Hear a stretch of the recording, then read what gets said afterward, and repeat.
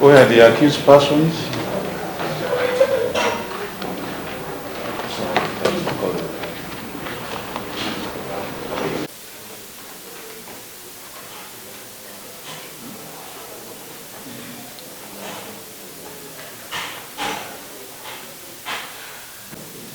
Tassikaville, aka Bobi, Serumkuma Edwin, aka King Kabeja, Lukenga Ashraf, Nyanzi Yasin, Kawesi Tony, Wasa Mufumbiro Alex, Madada Sauda, aka IGP Madada, and Kaija Lori.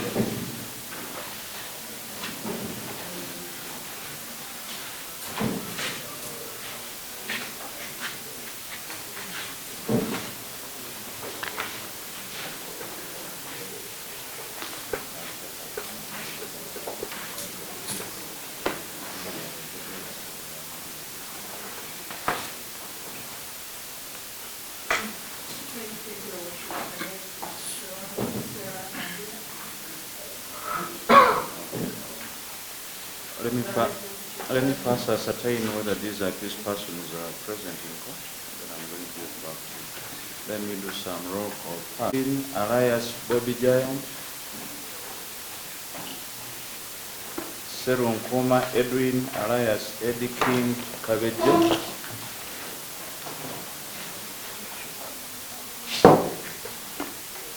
Rukenge Sharif,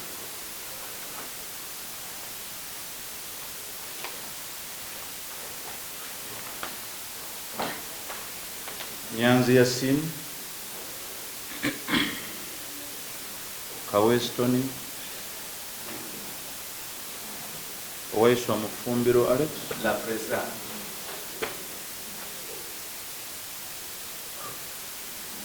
Madada Sauda alias AIGP Madada.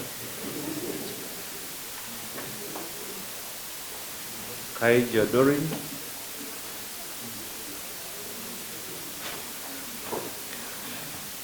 So the accused persons are present.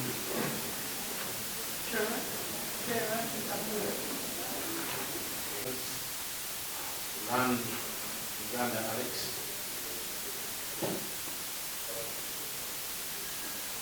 The land selling from Farouk. The land contender Jamali. The land council Sibuka Haruna. Land council Kato Musime. Land council Lewis.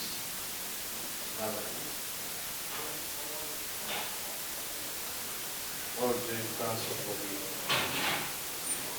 accused person. Is it Yunus? Eunice.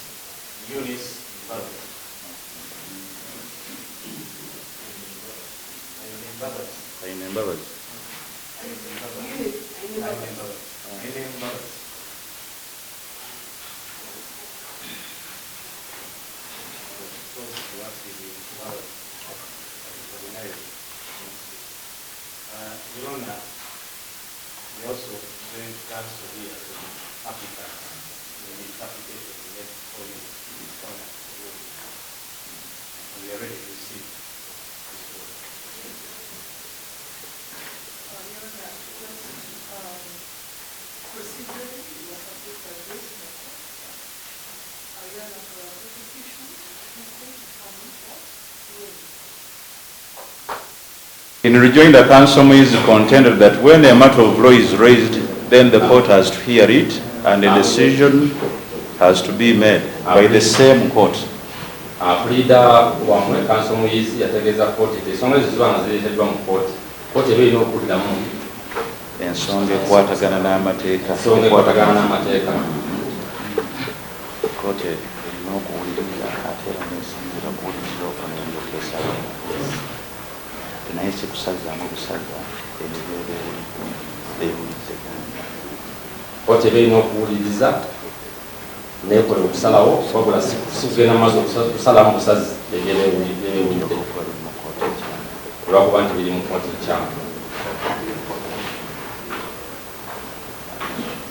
And therefore the application to expunged would be unreasonable and offends the principle of the right to be heard. Era ng'ensonga eyo ebe erinyirira eddembe lyammwe ery'okuwulizibwa. Counsel submitted that this is a human rights matter, and this court agrees with the submissions of the Land Council in that respect.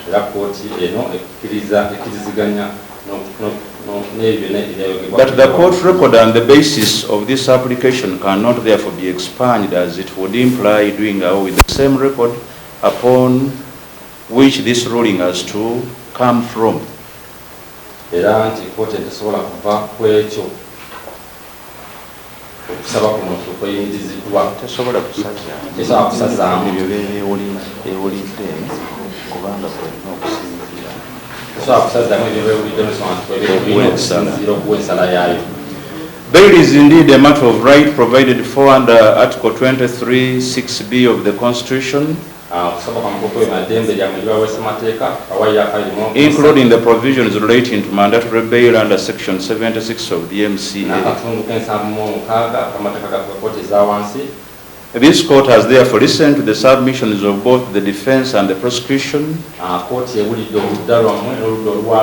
However, the court has had to address its mind to the provisions of Section 76(b), which provides as follows. I will read it verbatim, that if an accused person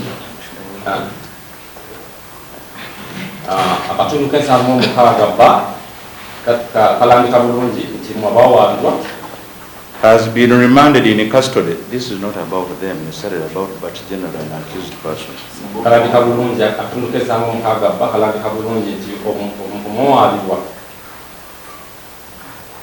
Yes. That if an accused person has been on remand in custody before his or her trial commences,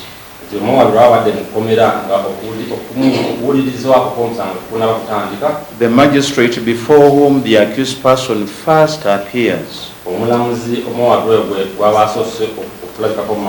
after the expiration of the relevant period, shall release him or her on bail on his or her own recognizance,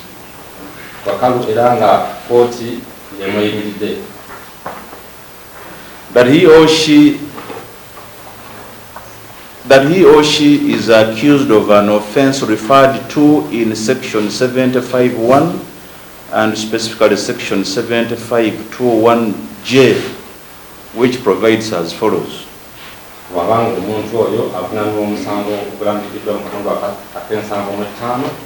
That for any other offense in respect of which a magistrate's court has no jurisdiction to grant bail. In other words, the court can release the accused person on any other offenses, but specifically under section 75(2)(1)(j, it limits the offenses with regard to those which the trial court has no jurisdiction to grant bail. 75(2)(1)(j section. So from the foregoing provisions of the law, this court has no jurisdiction to release A1 and 2 on mandatory bail as prayed by the defense.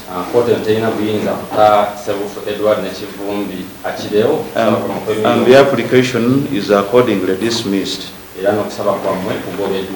However, the accused persons have the right to reapply for the same before the trial magistrate who is back on leave.